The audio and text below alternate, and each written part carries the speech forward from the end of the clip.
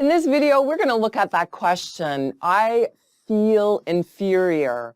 What should I do? Again, I'm your instructor, Louise and Maurice, and we are on the final video of the Empowered Prevention series, where we've been looking at those questions that start with, what should I do? Actually, we'll probably call the playlist, What Should I Do? So this becomes something that you can always reference. Because people, you're a coach, consultant, team lead, manager, people are always coming up to you with their questions, their problems, help me, fix me. And not necessarily will ask in that way, but they really do want you to provide them with the solution. The problem is it never sticks because they didn't create it themselves. There's no self-awareness that happens. You'll have to be able to follow the L.A.M communication process to get more detail. Listening, yes to that question, tell me more. Step 2, to get the context. And then step 3, to ask that meaningful question or provide that meaningful activity. By this video, you are well aware of that process. So let's continue on. Let's listen to more of the context. What transpired? Why did they ask this question? And then I want you to be thinking about the question that you would ask them next. Let's continue. Dear Louise, I can't stop comparing myself to other people. I question the meaning of why I'm doing what I do. My challenge is overcoming the habit of trying to be like everyone else because I feel inferior if I'm different. What should I do? What's that question that you came up with after you listened to the context? What's your meaningful question?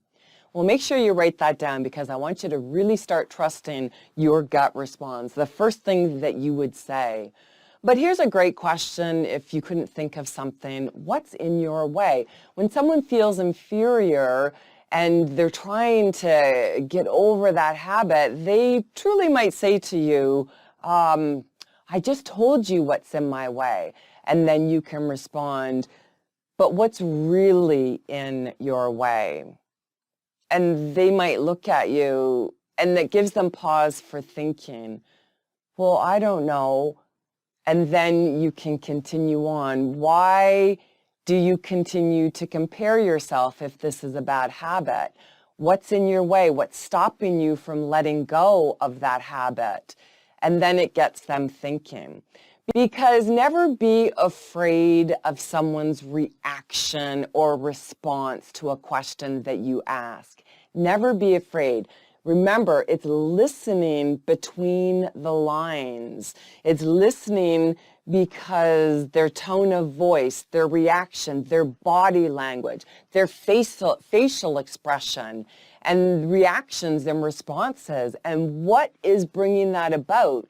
Because when you can help someone to be aware, when you can be that mirror for them so they can really see what's going on, then it helps. And sometimes there have been coaching sessions where I've actually held up a mirror for people to see what their face looks like.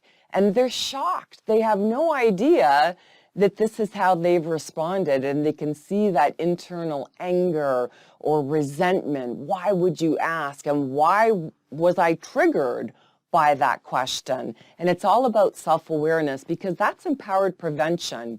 And that really brings people to that self-empowered solution that is going to help them in the future, really prevent any types of problems and really get them over that feeling of inferiority.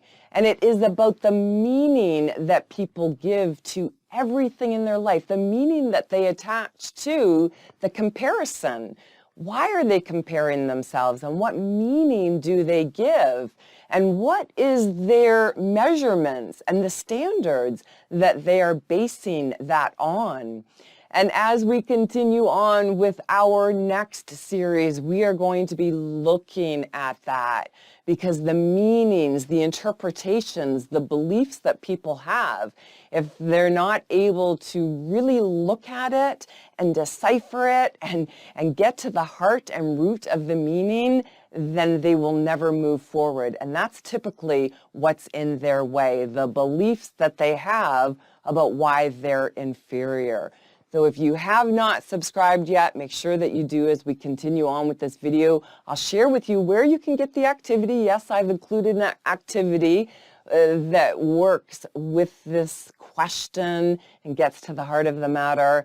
And then it will also talk to you about the next series as well as subscribing. Let's continue. Well, that is a wrap for this video. Before you leave, I have 3 quick reminders to share with you. But before we get to that, let me ask you, what did you think of this empowered prevention? Do you have another solution that you can share in the comments section? As always, I appreciate that you've spent your valuable time with me. All right, here are those 3 quick reminders. Number 1, click on the thumbs up if this video resonated with you. Number 2, consider subscribing to my channel if you haven't already done so. And number 3, visit louiseandmaurice.com to download the free What Should I Do PDF document that accompanies this video. No email address is required.